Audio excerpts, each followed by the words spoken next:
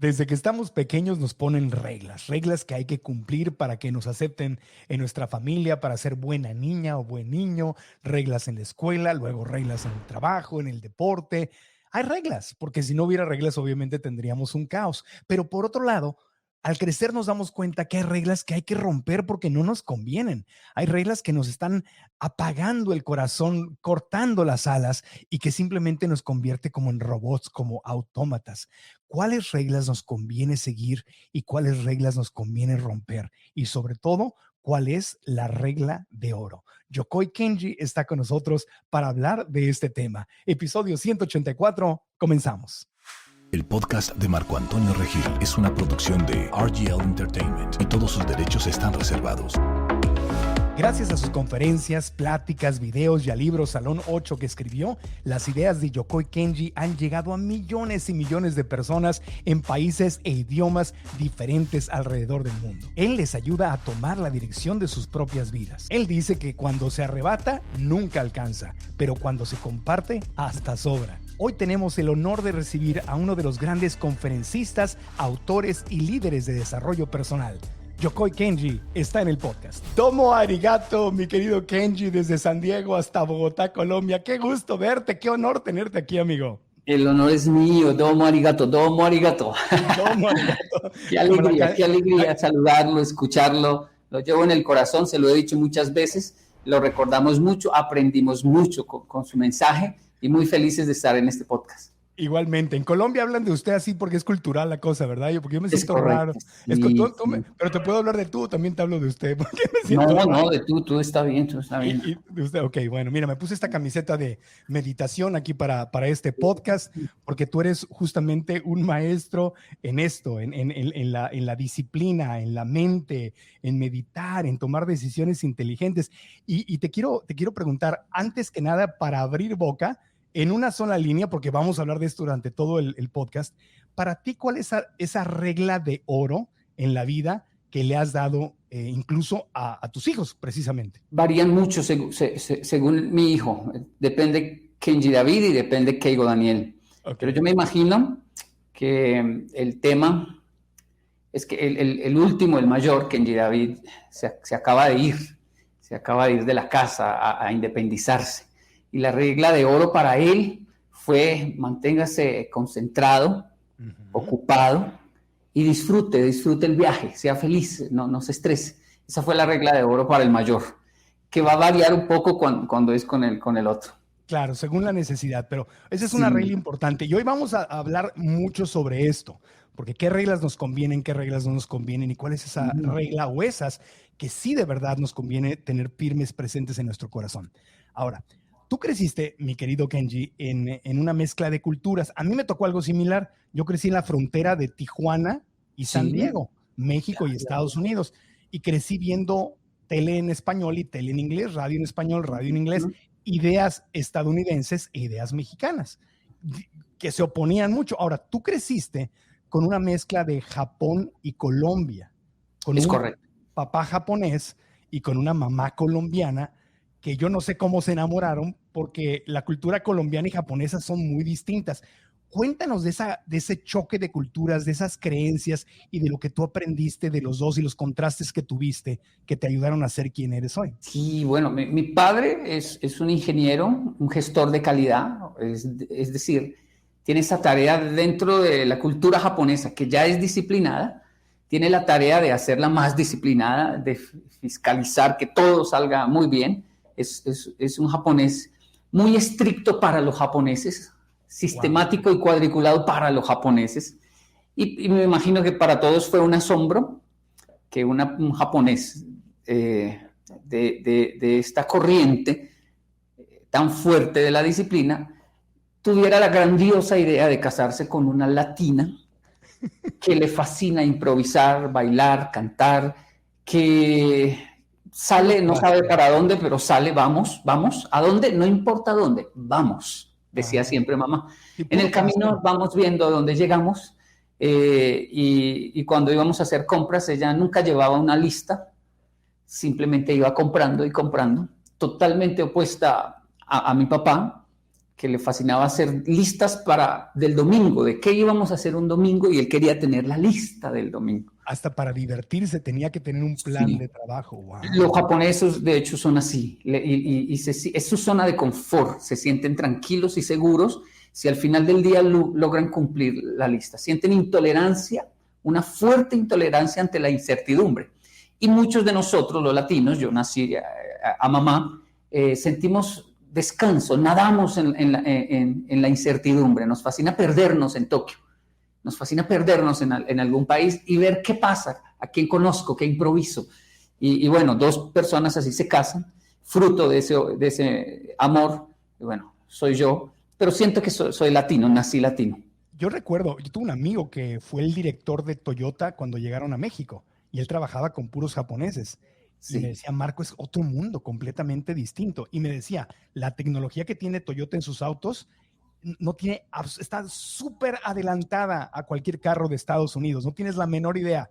Es más, la tecnología híbrida que están usando es una tecnología que hace 20 años los japoneses ya desecharon y le rentaron a las otras compañías. Y me decía cómo eran súper meticulosos y su trabajo era recibirlos en el aeropuerto a estos altos directivos y estar con ellos de principio a final del viaje. Y me decía, Marco, es otro mundo. Y Toyota llegó a México, bueno, y en Estados Unidos, y la rompió. O sea, hemos visto a todas estas empresas japonesas que pegan home runs tras home runs. Pero ¿tú cómo asimilaste ese choque de culturas? ¿Qué fue lo mejor que aprendiste, digamos, de las reglas de tu papá y de romper las reglas del lado de tu mamá? Cuéntanos. Realmente el fruto para mí más importante, ahora sí, hablando de reglas de oro, el equilibrio es para mí, en este momento, la regla de oro.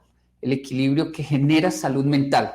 El japonés realmente es muy disciplinado y, como usted lo dice, logra unos home run increíbles. El latino improvisa y tiene una capacidad impresionante de adaptarse y de crear y si no tiene, se lo inventa, pero sale adelante. Eso es increíble en el latino. Pero estas 2 culturas sin equilibrio, casualmente, paradójica y trágicamente, una genera suicidio, mucho suicidio en Japón. Uh-huh. Y en Latinoamérica hay mucho homicidio. Finalmente, la falta de equilibrio produce muerte, la falta de salud mental. Y por eso creo que no me caso con ninguna de las 2 culturas. Es una constante búsqueda de equilibrio. Japón acaba de crear, de hecho, hace unos meses, Marco, el Ministerio de la Soledad. O sea, usted sabe que los países tenemos Ministerio de Educación, de Defensa. Japón tiene el Ministerio de la Soledad debido al porcentaje tan alto de personas que se están sintiendo solas. Muchos optan por suicidarse, otros por vivir encerrados en su casa. Entonces crearon el Ministerio de la Soledad y cuando uno va a investigar, bueno, ¿y qué va a hacer el ministro de Soledad? Tiene que hacer fiestas, tiene que hacer socialización. O sea, lo que a nosotros nos sobra en Colombia, deberíamos crear, por ejemplo, un ministerio de la disciplina para que detenga tanta fiesta, para que detenga y trabajemos más, seamos más disciplinados, mientras que en Japón están haciendo todo lo contrario. Entonces, para mí es como realmente asombroso hasta hoy ver 2 países donde uno dice, lo que a estos les sobra, lo necesitan los de allí, y lo que aquí les sobra, lo necesitan los de allá. Entonces, ser un traductor cultural, bueno, es una de mis pasiones. ¿Y has logrado eso? ¿Has logrado ese equilibrio, tomar lo mejor de Colombia, lo mejor de Japón? Porque tú además sí te fuiste a vivir a Japón, ¿verdad? Y allá conociste a tu esposa, colombiana, en Japón. Es correcto, es correcto. Ir a Japón a conocer una colombiana. Sí. ¿Cómo estuvo eso? A ver, cuéntame. Sí, no, y lo más curioso es que mi esposa es colombiana, pero ella es la que tiene el carácter japonés. Ella es la más pragmática, la que toma notas, la que sí sabe la regla de oro que yo dicté. Ella sabe todo, ella no se le olvida nada. Yo soy el latino, y mi esposa es blanca, güera, dicen en México, ¿no? Yo soy así, chinito, dirían en México, ¿verdad? Y en realidad el latino soy yo, mi esposa es la japonesa, y por eso esto del equilibrio sí funciona. Hay muchos latinos que tienen ese comportamiento japonés y muchos japoneses que parecen latinos, que nunca llegan temprano a una cita. Hay muchos japoneses así también. Pero el equilibrio sí se logra, y cuando no solo en un hogar, que es muy bonito verlo en un hogar, pero también se logra en un proyecto, en una empresa, y fascinante verlo en la economía de un país, ¿no? Yo cuando conocí a Robert Kiyosaki, siempre lo cuento en mis conferencias, que me impactó mucho eso, me dijo, Marco, es que América Latina, México, Colombia, Ecuador, América Latina, son países ricos con mentalidad pobre. Y Estados Unidos, Canadá, Finlandia, Suiza son países pobres con mentalidad rica. Y me acuerdo que eso, mi querido Kenji, por eso empecé a dar conferencias.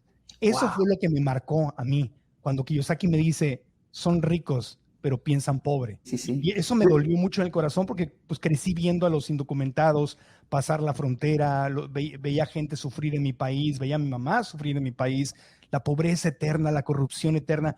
Y me acuerdo que dije, aunque sea mi granito de arena, yo tengo que poner para despertar a mi cultura y poder avanzar.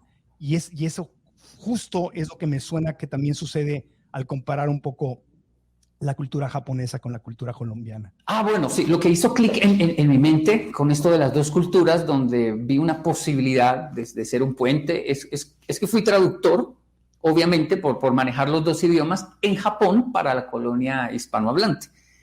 Y cuando llego a las empresas a servir de traductor, me doy cuenta que no es el idioma lo que se necesita traducir exactamente, sino la cultura. Los japoneses querían saber de qué se ríen los latinos. Si le estoy dando una bronca, ¿de qué se ríe? Dice, no, él no se está riendo, él está pidiendo perdón, sino que no se está burlando. Es un mecanismo de defensa, es reírse pidiendo disculpas. Y el japonés no lo podía creer. ¿Es en serio? Yo, sí, es en serio. Yo no vengo a defenderlo, soy el traductor cultural. Está muy nervioso, está muy asustado, está muy preocupado, pero se está riendo, me decía el japonés. Sí, se está riendo, porque ese es su mecanismo de defensa. Pero él está tomándose las cosas en serio. Y luego traducirle a la comunidad hispanohablante, el jefe no es un ogro, no es un inhumano, sí tiene alma, sí tiene, solo porque no se ría, no significa que no. Van a ver su parte humana, solo denle en tiempo. Es que cuando están trabajando, los japoneses trabajando, no escuchan ni música, pero se van a dar cuenta que son personas supremamente humanas. Y bueno, ser traductor de esta cultura comenzó poco a poco a profundizar más en los patrones de comportamiento. Y fue una escuela para mí, una escuela de mi cultura latina y también, por supuesto, del país que estábamos como extranjeros, como extraños allí, Japón, un país impresionantemente profundo en su cultura. Lo interesante es que cuando los latinos que tenemos creatividad, sentido del humor, capacidad de adaptación, capacidad de improvisación y todo, cuando aprendemos un sistema de un país diferente, sea Alemania, Japón, Estados Unidos, nos convertimos en imparables. Los latinos que vienen, por ejemplo, a Estados Unidos y que aprenden el sistema de trabajo de Estados Unidos son los mejores empleados. Muchos de ellos se convierten en superempresarios y les va muy bien. O sea, este equilibrio de las dos culturas, ¿verdad? De la disciplina y además sin perder el corazón latino, ahí es donde tenemos la lotería. Sí, es verdad. Hay varios factores. Uno es ese, que aprenden una nueva perspectiva, pero tienen otra. Es decir, ya son dos perspectivas, dos prismas distintos para ver una realidad y esto los hace empáticos, flexibles y bueno. Pero la otra es que el inmigrante, y un saludo a todos nuestros inmigrantes en el mundo, viene con un corazón deseoso de tener éxito, de salir adelante, viene con muchas promesas. Y no tiene dónde huir, es decir, cuando está en un país extraño, él no puede decir, pues dejo todo botado y me voy para donde mamá, mi abuelita. Cuando uno está en su país, en su casa, tiene dónde ir a refugiarse, pero cuando uno es inmigrante, no tiene dónde ir y no necesita ni despertador. Uno se despierta en las mañanas asustado solo de pensarle el día que tiene que enfrentar. El corazón inmigrante es supremamente fuerte, como está haciendo ahora con nuestros hermanos venezolanos en Colombia, los cuales nos superan, por supuesto, en cuanto a su tenacidad. Y la gente dice, ¿pero por qué trabajan tanto? Dicen lo mismo del mexicano en Estados Unidos, pero esta gente, ¿cómo trabaja? Claro, no están en casa, no nos sentimos en casa, nos sentimos en una misión y no podemos ni dormir. Así que está también ese factor interesante. Y pasa dentro de los mismos países cuando la persona de la ciudad más chica o del pueblito se va a la gran ciudad. Se va a Bogotá, se va a Ciudad de México, se va a Quito, se va a Nueva York, a Los Ángeles. Total. Llega el inmigrante del mismo país y me la vengo a jugar a esta selva de concreto y salgo porque salgo. O sea, es un clic mental, es un cambio mental que ocurre. Claro. Y no lo haría en su tierra, es lo interesante. Yo siempre le decía, mi hijo va a lavar la loza en otras casas. En mi casa tengo que decirle que lave los trastes, dicen, no, pero en otras casas él lo va a hacer. En la casa de la novia lo hacía, porque en casa ajena uno se porta muy bien. Exactamente. Lo recuerdo perfecto. Oye, a mí me encantan tus redes sociales. Las manejas súper bien.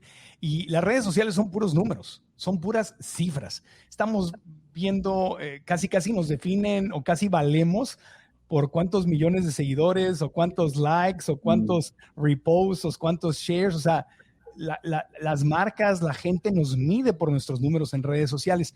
Y hay algo que tú compartes en ellas que me encanta, que son estos hábitos chupasangre. que literalmente yo dije, claro, esto te lleva a la pobreza, a la tristeza, al desgaste, a la frustración, al sufrimiento. Entonces, quisiera que nos hablaras un poquito de esos hábitos chupasangre que has compartido en tus redes. Bueno, eso fue una publicación ya hace un tiempo, pero sí tiene razón, gustó mucho. Me impresionó cómo gustó esta publicación. Fingir, el primero es fingir. Este primer hábito, no sé, de alguna manera fuimos esa cultura formada en sonría, diga que le gustó la sopa, diga que sí, diga. De hecho, me acuerdo mucho, maestro Marco, una conferencia suya, yo estuve presente allí donde usted hablaba de que nosotros le fingíamos hasta a la abuelita cuando nos servía la sopa. Y uno, como es la abuelita, y para no ir a herirla, uno decía, sí, claro que sí, abuelita, quiero más, y tenía uno que o botar la sopa, o hacerse el loco, o pasar un momento amargo, cuando teníamos la capacidad de decirle, abuelita, yo la amo mucho, pero no me sirva todo eso, sírvame la mitad, no me lo voy a comer todo, y después la hago desperdiciar. Con el mismo cariño, sin fingir, termino siendo mucho más feliz, y también no voy a matar a mi abuela por eso. Wow, Marco, maestro. Eso es no fingir, primer hábito chupasangre. Claro, es de ser auténtico, ¿verdad? Ese ejemplo era por aquello de que tú estás a dieta, quieres bajar de peso, quieres comer más consciente, pero llegas con la abuelita y te hace los tamales de manteca y no te atreves a decirle, finges, no te atreves a decirle, no, esto no es congruente con mi estilo de vida ya, esto me hace daño, porque dices, si no me como los tamales, soy una mala hija o soy una mala nieta. Correcto. Y al fingir, lo que dices tú, estamos traicionándonos. ¿Cuántas veces traicionamos a nuestro ser auténtico, verdad? A nuestros sueños, a nuestras convicciones, por no querer, por el miedo a ser rechazados? Total. Nos hace daño el tamal, como lo dice usted, pero nos hace también daño en nuestra salud mental el fingir. Ok, hábito chupasangre. El segundo hábito chupasangre. Quejarse. Bueno, este es muy común en Latinoamérica, quejarse, ¿no? Sí. Siempre es que, ¿cómo está? Ahí más o menos, ahí dándole, ahí en la lucha, ahí, esa cultura de estar quejándonos hace daño. Cuando quejarse es una costumbre, el alma se envejece. Ajá. Y aunque todos parezcan compadecerse ante tus quejas, la verdad es que no te querrán volver a ver en un buen tiempo. Quien vive quejándose pierde amigos y credibilidad. Wow. No me acordaba de eso, está muy bien. Está bien Qué interesante que estás aprendiendo de algo que tú mismo publicaste. Sí, es que mi cerebro siempre fue así, desde niño. Me puedo ver una película varias veces y leer un libro varias veces y lo disfruto mucho. Sí. Pero siempre tuve esa cuestión, y un saludo para todos aquellos que cuando leen una página y dicen, se me borró y tiene que volver a iniciar. Bienvenidos a mi mundo. Qué hermoso que puedas ver. Dice, qué interesante eso que dije yo, me debería de hacer caso. Sí. Por cierto, la gente, por ejemplo, no sabe que a mí no me gusta la disciplina. ¿No te gusta la disciplina? No. Por eso vivo en Colombia, por eso salí de Japón. Por eso... No hablo de disciplina porque sé que es una necesidad inherente en Latinoamérica, pero yo conviví con disciplina, fui supremamente disciplinado, hasta el punto que tuve que comenzar a combatir la disciplina en Japón y decirles, hey, eso los está matando, ustedes se están enloqueciendo, la vida no es así, la vida es indómita, y tiene una parte que no se puede calcular. No pueden hacer cuentas. El latino tiene la solución y ese fue mi mensaje por mucho tiempo en Japón. Luego llego a Latinoamérica, me quedo mirando el panorama y digo, hey, tienen que ser disciplinados, tienen que llegar puntual. Entonces, sé que la gente lo necesita, pero a mí personalmente, me inclino por el equilibrio, pero sí, la disciplina llegó a hacerme daño incluso. Entonces, me fascina llegar tarde, que me lleguen tarde y la sonrisa que hacen los latinos cuando llegan tarde como si no hubiera pasado nada, a mí me impresiona. Yo llego puntual siempre, pero me impresiona que no importa si yo llego puntual, nadie llega. Yo comencé a llegar tarde 2, 3 minutos en Colombia, 7 minutos, y me impresionaba. Todavía no llega, el latino puede llegar 15, media hora tarde. Y no pasa nada. Sí, es increíble. Entonces, dentro de mí había como una implosión de alegría. ¡Wow! No pasó nada, no hay un problema. Pero no es lo que enseño porque, claro, sé qué es lo que se necesita en el lugar, ¿no? Claro, sí. Yo cuando fui a vivir a México, Ciudad de México, es muy distinto. En Ciudad de México la gente llega muy tarde. Y yo venía de la frontera, que está más como a Estados Unidos, donde llegas a tiempo. Y me acuerdo que me citaron para la boda de un periodista muy famoso, Gustavo Adolfo Infante. La invitación decía a las 7. Salí de grabar mi programa de televisión, agarré el auto, y llegué, me estacioné y dije, llegué 7:10, llegué tarde a la ceremonia, me meto a la iglesia y después de vio que eran otros novios, dije, me equivoqué de iglesia. Y me salgo y los de la boda de las 7 estaban llegando a las 7:45. Wow.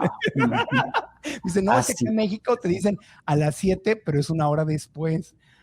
Por ahí hubiéramos empezado. Pero bueno. Y no solo para llegar, para cerrar la boda, la fiesta también. Yo he estado en México varias veces acompañando empresas japonesas en México. Y siempre está la cena. Y los japoneses, termino siendo traductor y comienzo a hablar con ellos y les digo, ¿ya están acostumbrados a esto? Y me dicen, sí, la verdad sí. Porque esto va hasta las 2, 3 de la mañana. Y me dicen, sí, ya sabemos. Eso es temprano. Sí. O sea, a las 6 de la mañana te están sirviendo el y sufren, los japoneses sufren bastante con este tema. Piensas en ser emprendedor o dueño de tu negocio, pero te surgen muchas dudas. La vocecita en tu mente te dice todo lo que puede salir mal. ¿Y si no consigo vender nada? ¿Y si fracaso? ¿Y si hago el ridículo? ¿Y si pierdo mis ahorros? ¿Y si pierdo mi casa? ¿Y si lo pierdo todo? Quiero decirte que esto es normal. Nos pasa a todos. Son solamente algunos de los ejemplos de los diálogos saboteadores que tenemos en nuestra mente y que a todos nos saltan cuando queremos abrir nuestro propio negocio, hacer algo diferente, tomar la decisión de salir adelante, ir por nuestros sueños. Pero obviamente, si no manejas esos pensamientos, te acaban congelando, te acaban deteniendo, el miedo te acaba dominando. Y me hubiera encantado que alguien me ofreciera lo que yo te quiero ofrecer hoy a ti, una masterclass gratuita donde vamos a ver cuál es la diferencia de esos pensamientos que nos empobrecen versus pensamientos que nos ayudan a manifestar abundancia. Esta masterclass se llama Cómo crear nuestro bienestar financiero y está disponible ahora mismo. Haz clic aquí para que te inscribas y seas parte de ella y juntos podamos aprender, darle la vuelta a esos pensamientos y abrir las alas para manifestar lo que realmente queremos. Inscríbete gratis en marcoantonioregil.com/2021. Si estás en YouTube, da clic en la descripción de este video. Oye, hablando de eso, ese es el consejo número 3 que compartías justamente en tu post de los hábitos chupasangre. Entonces, ¿sí? El número 3, ahí le ve en tu post, dice, pensar en exceso. Oh, sí, pensar en exceso. Así que está perfecto lo que estás diciendo. Fíjate qué interesante. Si nos vamos al exceso, es donde empezamos a sufrir. O sea, la falta de reglas y la falta de disciplina nos hace sufrir. Y por el otro lado, el exceso también. Sí, de hecho, lo que hablábamos ahora de las redes sociales, uno de los términos que más me gusta de las redes es la palabra orgánico. Cuando las cosas son orgánicas, son hermosas, son bellas. Pero cuando estamos pensando en exceso, si el algoritmo sí me va a ayudar, si las personas sí les va a gustar, si van a dar clic, si no, bueno, cuando comenzamos a hacer tantas cuentas, perdemos esta naturalidad y es como esas técnicas que ofrecen para conquistar una dama y que nos puede librar de las vergüenzas cuando son tan hermosas y tan importantes de nuestra historia. Es como cuando nos enseñan a leer un libro en 3 minutos. Uno dice, no haga ese daño de leer un libro en 3 minutos. Es leer lo que está haciendo. Es como hacer el amor en realidad la lectura. Así que suave, despacio, con calma. Pensar en exceso para mí sí hace mucho daño. Claro, y compararse, lo estabas diciendo ahorita, compararte con las otras personas, con las otras redes. Sí. Este tiene más likes que yo. Eso también te está chupando sangre, te está quitando energía. Total. Ese era tu consejo número 5. el desorden. Sí, compararte sí me acuerdo. Sí. Porque el cuarto es el desorden. Ajá. El caos total. Sí. Sí. El quinto era compararse y el sexto era vivir pensando mal. Sí, esto es terrible. Cuéntanos. Esto es terrible. En este punto con mi esposa estamos en esa búsqueda de plenitud, donde llegamos a un acuerdo de yo sé que tengo que ser más como mi esposa sin dejar de ser yo. Y ella tiene que ser más como Yokoi Kenji sin dejar de ser ella. Y así buscamos el equilibrio. Mi esposa analiza bastante las situaciones antes de moverse. Mi esposa calcula, hace cuentas, pero eso no siempre funciona. Y siempre está pendiente de que no nos vayan a engañar, a mentir, porque eso, para que no salga un pelo en la comida, ella siempre está pendiente de esas cosas. Y eso está bien, porque yo me voy comiendo lo que hay, voy confiando en todo el mundo, dejando el móvil en cualquier lugar. Para mí todo el mundo es amigo y obviamente no todo el mundo es amigo. No. Entonces estamos siempre buscando ese equilibrio entre los dos. Y uno de esos extremos, de ese talento innato que tienen las personas que pueden lograr ver el error y cazarlo rápidamente, es que si no le dan equilibrio siempre están pensando mal, siempre están... Sí. Y termina aconteciendo, no sé, pareciera una ley de atracción ahí que claro. Lo malo que tanto piensan justo les acontece. Les pasa. Y en América Latina hay tanta corrupción y hay tantos engaños yo vivo aquí en Estados Unidos y yo le pongo seguro a todo y mis amigos estadounidenses a veces se ríen de mí porque no puedo ir a ningún lugar sin ponerle la alarma al carro o cerrar la puerta con la llave extra o hacer todas estas cosas y me ven así como, ¿qué pasa? Y digo, pues que no sé, es que yo crecí en México y pues dejo una bicicleta afuera y se la llevan, o sea, no es como que puedo, digo, acá también, no crean que no, pero no es tanto. Y sí crecemos con esta desconfianza y esa desconfianza nos puede cortar también las alas, o sea, vivir pensando que me van a fregar, ¿no? Que a alguien se va a pasar. De hecho, esa era una de las propuestas que le hacíamos a nuestros jóvenes japoneses visitantes en el lugar donde viví 15 años, que es como una comuna, un asentamiento, y yo les decía, tienen que cuidarse de que los roben, pero los van a robar. Y eso es una experiencia maravillosa porque en Japón nunca los van a robar. Así que tienen que aprender a vivir la experiencia para que en el robo no pase algo malo. No, déjense robar. Y van a poder un día decir, yo estuve en Colombia y me robaron. Y eso es grandioso también. ¿Qué tiene de malo si a muchos roban, que sea yo uno de esos? Entonces preparaba a los japoneses y no los robaban porque el ser humano entra en un momento de tanto miedo que hablen su idioma. Y como hablaban en japonés, los ladrones se quedaban paralizados también. Y algunos decían, Chaki-chan, y se iban corriendo. Ellos me contaban esas cosas. Pasaba muchas veces. Y yo decía, oiga, no han robado un japonés. Porque el ladrón queda paralizado al ver Bueno, es que en Colombia no hay mucho extranjero, obviamente por el tema de la fama y todo eso. Y en estas comunas que yo vivía menos. Entonces, sencillamente, hasta los malandros, decimos en Colombia, los pillos, se convertían en niños al lado de un japonés y quería saber, no quiere robarlo, quiere que hable en japonés, que le escriba su nombre en japonés, quiere llevárselo para su casa, quiere cuidarlo ahora. Ya. Cuando me certifiqué como maestro de yoga en Nueva York, mi maestro era brasileiro, pero era alumno de una persona de la India. Dharma Mitra se llama. Y entonces a él siempre decía que le robaban sus bicicletas y le robaban sus transportes que dejaba, pero él siempre decía, en otra vida yo fui un ladrón de caballos y elefantes, porque me volvieron a robar la bicicleta, estoy pagando el karma. Y entonces dice, cada vez que me roban una bicicleta le digo, gracias Dios, ya quemé mi carne, un elefante menos que me robé. Entonces, todo es la forma en que te relacionas con lo que está sucediendo. Y ahorita hablabas del miedo, que es un tema súper importante y que nunca será suficiente hablar del miedo. Porque el miedo está todos los días. Y el 80% de los miedos que tenemos, mi querido Kenji, nunca suceden. Cuéntanos de eso. ¿Qué piensas? ¿Qué viene a tu mente cuando digo miedo? ¿Qué consejos das sobre el miedo? ¿Cómo manejas tus miedos? Cuéntanos. Me enseñaron hace muchos años, no vaya a perder el miedo al enfrentar un auditorio, porque el día que lo pierda pueden pasar cosas malas. Téngalo ahí, siempre tenga ese susto, ese miedo.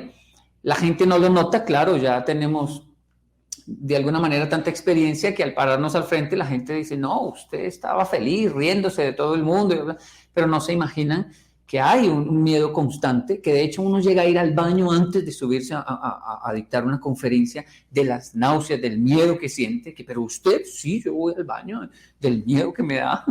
Y creo que es importante no perderlo, no permitirle que nos domine y controlarlo, pero que siempre está ahí porque finalmente es un rasgo muy humano. Ahora, en el caso de otras personas también reconozco que hace mucho daño el miedo, que hay que combatirlo, que definitivamente les priva de sus sueños, de hablar, de gritar, de decir las cosas. A nuestros hijos siempre les enseñamos, hey, no pasa nada, puede contar lo que sea, vamos a enfrentar lo que sea aquí en Colombia, donde sea. Puede decirlo, no tenga miedo de nada, de decir lo que quiera, de salir del closet si es necesario, de lo que quiera. Yo siempre les digo lo mismo, de si hizo algo muy grave, pues lo enfrentamos, güey. Vamos a hacer algo, pero no está solo. No tenga miedo, no se paralice, no se asuste, no se deje manipular de las personas por algún secreto, ni en redes ni en nada. No hay nada que no podamos enfrentar, no tengan miedo de nada. Si el miedo, el 80% no sucede, pero nos puede llegar incluso a enfermar, nos puede llegar a matar nuestros sueños. Y el miedo viene muy acompañado de eso que decías, Kenji, de me siento solo, porque la mente piensa, me está pasando solamente a mí, no hay una solución, ahora sí ya no tengo cómo solucionarlo.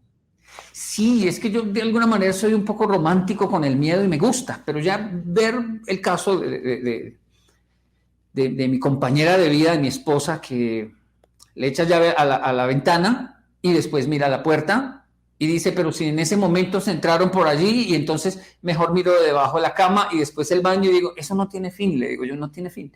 Como yo estoy en la casa ya está tranquila, pero si yo no estoy, ella me cuenta todo lo que hace para cerrar las puertas y le digo, wow, y son muchas las personas que piensan y sienten esto y no tiene fin, es decir, no tiene fin, si no es el COVID, entonces, bueno, son tantas cosas, ¿no? La gente con miedo se fue a Estados Unidos a vacunarse, porque en Latinoamérica se demoró la vacuna y muchos se fueron y allá el edificio donde estaban se cayó. Es decir, la vida es indómita, es tan indómita que uno dice, mejor me relajo y disfruto el viaje, porque exactamente el 80% de lo que tememos no pasa, pero sí me enferma.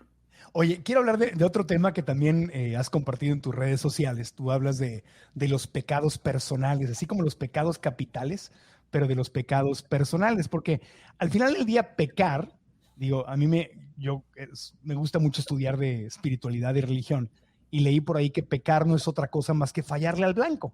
Sí, no le estoy dando al blanco, o sea, no es tan grave, simplemente le fallé al blanco. Estoy pecando, me estoy equivocando, o sea, le estoy tirando a donde no es.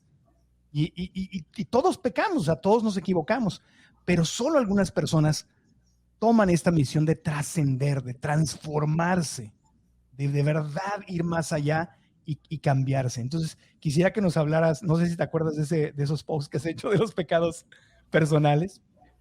No, obviamente no me acuerdo. Mira. Pero lo que no olvido son mis pecados Mira. Y la percepción que tengo de ellos. Claro que sí. De hecho, ha de ser muy triste el no creer que existe el pecado, que hay algo malo, que puedo mejorar, cambiar, que puedo reparar. Y termina siendo, por otro lado, muy bello la sensibilidad de saber que pequé, que me equivoqué. Es más, quiero librarme del pecado, pero gracias al pecado me acerco, en realidad, a ese nivel de espiritualidad que busco todos los días. No lo encuentro en portarme bien, realmente no lo encuentro allí, o no moverme. Si no me muevo, si no respiro, si me quedo quieto, entonces no peco. Solo encuentro la escalera a la espiritualidad, a mejorar mi vida, si peco. Y es una gran paradoja porque entonces puede ser una justificación para vivir pecando, pero cada quien sabe, realmente su conciencia le dice, si lo hace por justificación o por esa lucha enorme que tenemos adentro de mejorar. La única forma para mí de trascender es pecar y dejar de pecar. Y esa es la lucha diaria, ¿no? Y poder hablar de ello es también algo muy, muy importante. Poder hablar de nuestro erotismo, de nuestras inclinaciones más complejas, de nuestra ira, nuestra rabia, nuestro desprecio propio, inconsciente, y que lo reflejo con un mecanismo de defensa despreciando a otros, atacando a otros. Una cantidad de patologías que tenemos los seres humanos. Yo nunca olvido, maestro Marco, y ahí usted me ayudará, por su análisis de patrones de comportamiento tan interesante. De niño, yo tenía un perrito y era un cocker inglés llamado Mateo. Y cuando llegué de la escuela, me dijeron, Mateo, se lo robaron. Y como era como mi primer perro, yo lloré y no paré de llorar. Y hubo un momento que comencé a golpear las cosas, al punto que ya mi tía tuvo que sostenerme y decir, hey, cálmese, cálmese, tranquilo. Dice, no puedo. Solo de pensar que se lo habían robado me dio mucha rabia. Ella me dijo, tranquilo, piense que está en otra casa, otros niños lo están cuidando y le están dando buena vida. Pues eso me llenó de más ira y ahí fue donde exploté. Y cuando ella se dio cuenta que no podía parar, entonces me dijo la verdad. No, espere. Mateo se murió. Yo, ¿cómo se murió? Él salió, lo agarró un carro y lo mató. Vamos, le muestro, allá está el agua, porque yo limpié la sangre y todavía debe haber. Y fuimos a ver y realmente, y le pregunté al abuelo y todo, sí, es que no queríamos contarle porque pues dijimos le va a hacer más daño. Y yo dije, lo mató un carro. Y sentí un fresco, Marco, siendo un niño, un fresquito pero no lo tiene otra familia, pero no hay otros niños con él. Se murió. No es mío, pero tampoco es de nadie. Nunca pude olvidar esa historia porque me pareció, ya siendo niño, algo de mi naturaleza humana. ¿Cómo podemos ser de egoístas y decir, lo prefiero muerto, pero no en manos de otra persona? Y de ahí en adelante, ya desde mi niñez, comienzo a analizar rasgos y patrones de comportamiento que son pecados, llamémoslo así, con los cuales uno tiene que luchar, combatir toda la vida, ¿no? Sí, la envidia, los pecados capitales son soberbia, avaricia, lujuria, ira, gula, envidia y pereza. Entonces sí, la envidia es como en las novelas, ¿no? O en las canciones, mejor muerta que seas de alguien más, o mejor me muero que verte con alguien más, o esos dramas. Es el ego del ser humano, esa territorialidad, pero lo vemos hasta en los animales. Digo, yo salgo al parque con mi perrita y se me acerca otro perro y le hago cariños al otro perro y mi perrita viene y se pone en medio. Este humano es mío. O sea, y esa territorialidad nos hace sufrir mucho, porque a veces tenemos algo que no nos conviene y con tal de que no lo tenga alguien más, no lo queremos soltar, sea un trabajo, sea una pareja, sea una idea, ¿verdad? Sí, yo pienso incluso que, por ejemplo, el amor entra en esa etapa de plenitud cuando soy capaz de mirar a otra persona y decirle, hey, la amo, la amo, pero me interesa por ese mismo amor que sea feliz, que sea libre, que me diga lo que siente, si se quiere ir, si de pronto es más feliz sin mí, ¿qué estoy haciendo yo? En mi adolescencia jamás podría haber dicho eso, pero cada vez llego a un estado de plenitud donde puedo mirar a mi esposa a los ojos y decirle, ya no me voy a morir, y simplemente tomé la decisión de estar aquí y quiero que esté aquí, pero ya no son los niños, ni es la sociedad, ni le debemos nada al tatemae, se llama en Japón, nuestro rostro frente a la sociedad o a la iglesia. No, es una decisión real, auténtica, sin ningún rasgo de envidia. Y es delicioso amar así, es delicioso saber que estamos ahí porque queremos. Sí, es que tenemos un malentendido muy profundo en nuestra cultura de que amar es poseer y amar no es poseer. Uh-huh. Amar es soltar. Pero en las canciones románticas no te dicen eso, eres mía. Es más, te dicen, si no te tienes celos es que no te ama. No, espérame, traemos los cables completamente cruzados, mi querido Kenji. Sí, de hecho alguien me escribe una canción hermosa sobre lo que es el amor a plenitud, como lo estamos hablando, y se supone que es un reggaetón, y yo le digo, la letra está fantástica, hermosa, profunda, eso es amor, pero eso va a ser un fracaso como reggaetón.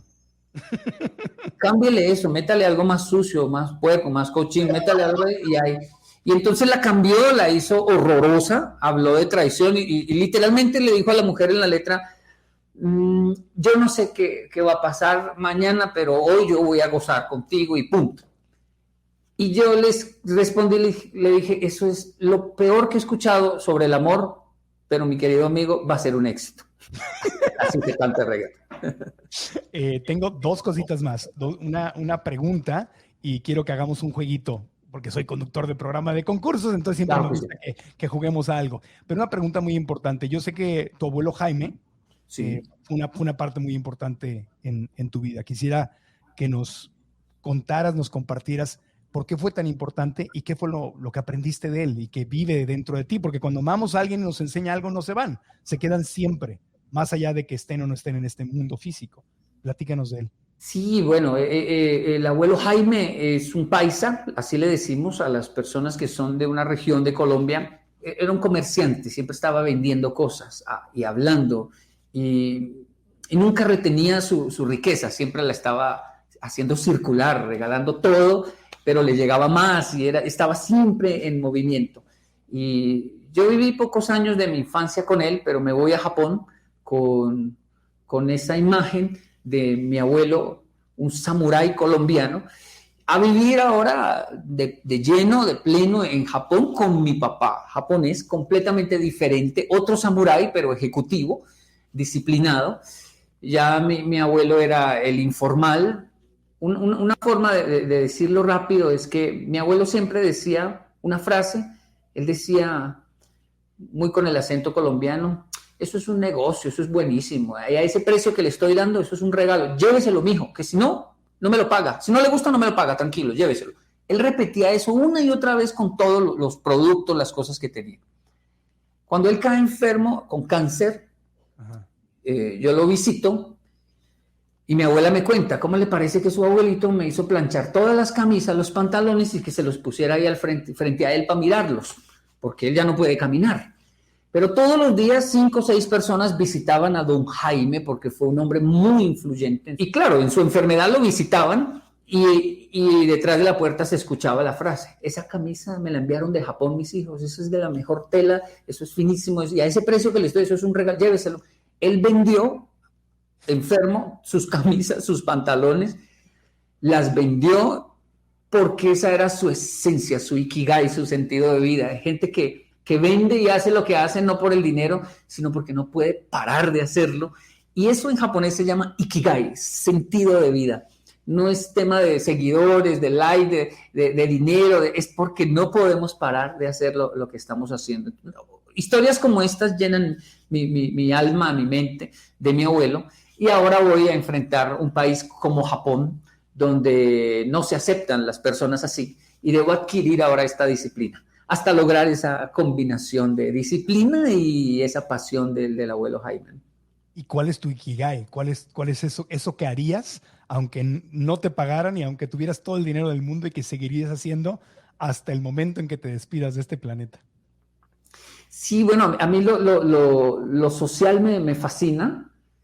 Yo soy trabajador social y aunque reconozco que cuando hay un auditorio enorme y se genera una ovación en alguno de los puntos de la conferencia, ajá, donde la gente no puede parar de aplaudir, ni uno puede lograr detenerlos ya suficiente, y donde incluso hay personas llorando, aunque reconozco que hay una explosión de alegría en mi alma en esos momentos, es igual de grande en realidad cuando estoy en un barrio y hablo con una persona que ni se imagina quién soy, pero entablamos una pequeña conversación. A mí el ser humano me apasiona, mi nacionalidad es la humanidad, ya no es ni colombiana ni japonesa, es esto de la humanidad. Disfruto muchísimo la gente, sus rasgos, incluso sus pecados. Me lleva a pensar por qué lo hizo, por qué los tiene, qué demonios carga. Vamos a jugar las deudas, el dinero, el banco, el abogado, lotería. Puede ser que veas tu bienestar financiero como un juego de niños, pero en realidad es un juego donde te conviene aprender cuáles son sus reglas y lograr que juegue a tu favor. Yo quiero ayudarte en este proceso y por eso he creado esta masterclass gratuita para ti, en donde vamos a descubrir juntos los pasos que te pueden ayudar a crear tu bienestar financiero. ¿Qué vas a aprender en esta clase? ¿Cuál es la mentalidad que te puede llevar a vivir en la pobreza, en la clase media o en la riqueza? ¿Cuáles son los pensamientos limitantes que te hacen creer que el dinero es algo malo o que es difícil de obtener? ¿Cómo puedes salir de ese estado donde quizá trabajas y trabajas y trabajas para apenas lograr a que te alcance a terminar el mes? Esta clase es gratis y lo único que tienes que hacer es dar clic aquí y registrarte. Venir a esta clase es una gran inversión porque es algo que no nos enseñaron en la escuela. Así que haz clic aquí y te espero. Inscríbete gratis en marcoantonioregil.com/2021. Si estás en YouTube, da clic en la descripción de este video. Bueno, oye, vamos a hacer un juego muy sencillo, muy sencillo. Es un juego casi imposible de perder, pero la única regla es que yo te hago una pregunta. El juego se llama Piensa Rápido, así que vamos, Yokoi Kenji, vamos a jugar Piensa Rápido. La única forma de perder el juego es que te tardes más de 3 segundos en darme la respuesta. No, ya perdí. O sea, ya que perdí. te digo algo y no, a lo que venga a la mente me lo tienes que decir. Pero son puras cosas tuyas, son puras cosas que te van a... Son tuyas. No puedes perder, Yokoi Kenji, no puedes perder. Venga. Entonces, fíjate. Primera pregunta, fácil. Platillo japonés que no te guste, que no te lo comes ni que te paguen. El natto. ¿Qué es eso? Natto son frijoles fermentados, frijoles podridos. Huelen a pecue, el mal olor de los pies, ¿cómo se dice en México? Las patrullas. Huelen a patrullas. 2 platillos colombianos que te vuelven loco, te encantan. Sí, bueno, el sudado de pollo, pero el que hace mi esposa. El sudado de pollo es delicioso. Y las tajadas. Las tajadas es el plátano verde maduro, ajá, pero que lo dejan madurar bastante y lo fritan. Lo compartimos mucho con Venezuela, lo encontré también en la comida cubana, esos maduritos deliciosos. Dime un lugar que hayas visitado en el mundo y que te haya dejado el más grande impacto en tu vida. Puno, Perú. Ajá. ¿Por qué? Está el lago más grande del mundo. A esa altura está en Puno, Perú. Wow. Y cuando llego al lago, resulta que hay islas como de paja flotantes y ahí viven los uros. Ellos lanzan una cuerda a la otra isla y jalan la otra isla y se acercan, unen varias islas, hacen una fiesta y cuando termina la fiesta se separan otra vez. Son casas flotantes en un frío impresionante y ahí se da la trucha y esa trucha es deliciosa. Pero con esto que les estoy diciendo se imaginarán lo fascinante que es. Si supieras que te vas a ir y Dios te dijera, te doy 10 minutos para despedirte solo de 3 personas, solo de 3, ¿de quién te despedirías y qué les dirías? Si me voy, Tienes 10 No, minutos. pues sí. Del Papa, no, mentira, de mi esposa y de mis 2 hijos. Justo son 3, pero entonces el perro, bueno, el perro no es una persona, pueden tenerlo cargado ahí, ¿verdad? Porque es que Mr. Jake nos tiene conquistados, ganados el alma, es decir, sana nuestras relaciones. Mr. Jake se llama él, pero obviamente mi esposa y mis hijos, 3 personas, y que esté, por favor, Mr. Jake ahí. ¿Y qué les dirías? Dios existe, pero es un tacaño, me dio solo 10 minutos nomás. Qué terrible, o sea, ya ahorita hablo con él a ver por qué hace estas cosas. Es un concurso, fui yo, no fue Dios, es un concurso. No, les diría esa, la regla de oro. Gracias, Marco. Les diría la regla de oro de Yokoi Kenji. Concéntrense en algo, enfóquense en algo y disfruten el viaje. Muy bien, perfecto. Muy bien, me respondiste así sin hacer pausas, así que prueba superada. Bueno. Kenji ganó el juego, Gracias, te agradezco de todo corazón, mi querido Kenji, que seas quien eres, que nos des tu tiempo para compartir y platicar contigo. He tenido el honor de estar en el mismo evento en varias ocasiones, donde tú has dado una conferencia y otra, en Ecuador, en México, no sé en qué otros lugares, pero tenerte en el podcast ha sido un gran gusto. Y simplemente para despedirnos, yo te quiero pedir algún consejo, algo que yo no te haya preguntado y que tú le quieras compartir a toda la gente que está viendo y escuchando este podcast, que está buscando su desarrollo personal. ¿Algún consejo para vivir en plenitud, para ser felices, para ser mejores? ¿Qué les dejarías de tu corazón a ellos, amigo? Bueno, es que ahora, en este momento, viene a mi mente que acabo de dejar nuestro hijo en Estados Unidos, buscando su independencia. Y de ahí nace una propuesta que le hice de busque 4 trabajos diferentes, aprenda 4 idiomas, ya sabe español y rasguña el japonés,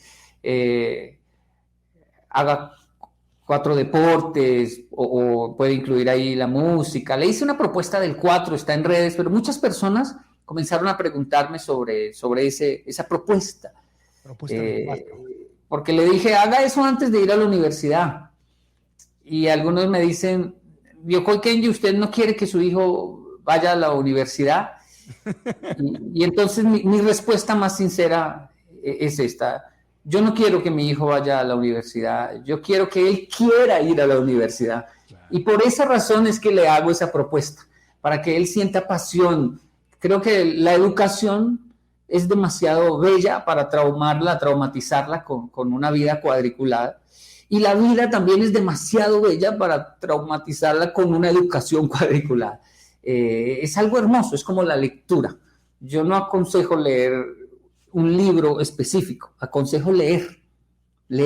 Un día se va a encontrar con un libro que usted diga, me marcó la vida. Si encuentra un libro, así sea el de Yokoi Kenji, y lo lee, y no les hace bien, ciérrelo y no lo lea. No traume la lectura por un bendito libro. La lectura es demasiado linda como para traumarla. El libro que a mí me hizo bien, a otro tal vez le caiga como un ladrillo.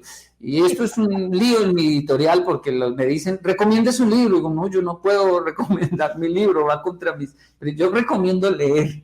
Y si un día el pirata se encuentra con su tesoro, entonces va a haber porque cada libro es un tesoro y cada tesoro tiene su pirata. Solo hay que dejar que las cosas pasen. Y para mí, maestro Marco, un honor estar aquí. No, hombre, gracias a ti, maestro Kenji. Domo arigato, maestro Kenji. Gracias. Domo arigato, Mr. Roboto. Domo arigato. Domo arigato. Entonces, repasando, nos quedamos con eso. Las 4 reglas. Probar 4 idiomas, 4 deportes, 4 países, 4 disciplinas y la regla de oro, mantente ocupado y disfruta. Correcto. Firma Yokoi Kenji. Sí. Gracias, amigo. Abrazos con mucho amor a Colombia y a toda tu gente. Y si hay algún japonés viéndonos, también, o escuchándonos, también. Gracias. Te abrazo.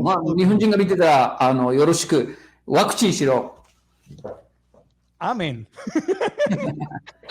Espero que hayas disfrutado mucho este podcast y que encuentres en tu corazón la respuesta a lo que a ti te hace feliz y sepas poco a poco qué reglas te conviene seguir y qué reglas te conviene romper. Porque solo tú, dentro de ti, sabes cuál es el camino que te lleva a tu felicidad. En el podcast proponemos, pero la decisión final es tuya. Y me despido con esta frase: vive feliz sin lastimarte ni lastimar a nadie más.